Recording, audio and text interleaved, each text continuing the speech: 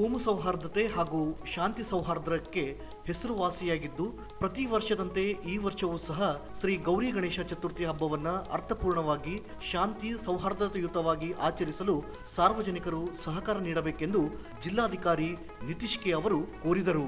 ನಗರದ ಜಿಲ್ಲಾಧಿಕಾರಿಗಳ ಕಚೇರಿಯ ಸಭಾಂಗಣದಲ್ಲಿ ಏರ್ಪಡಿಸಿದ್ದ ಶಾಂತಿ ಪಾಲನಾ ಸಮಿತಿಯ ಸಭೆಯ ಅಧ್ಯಕ್ಷತೆ ವಹಿಸಿ ಮಾತನಾಡಿದರು.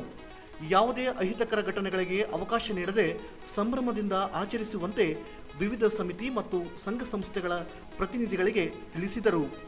ಈ ಹಬ್ಬದ ಅಂಗವಾಗಿ ಪಿಒಪಿ ಹಾಗೂ ರಾಸಾಯನಿಕ ಬಣ್ಣಗಳ ಮಿಶ್ರಿತ ಮೂರ್ತಿಗಳನ್ನು ಪ್ರತಿಷ್ಠಾಪಿಸದೆ ಪರಿಸರ ಸ್ನೇಹಿ ವಿಗ್ರಹಗಳನ್ನು ಸ್ಥಾಪಿಸಬೇಕು, ಜಿಲ್ಲೆಯಾದ್ಯಂತ ಸರ್ಕಾರ ನಿಗದಿಪಡಿಸಿದ ನಿಯಮಗಳನ್ನು ಪಾಲಿಸಬೇಕೆಂದು ಸಲಹೆ ನೀಡಿದರು.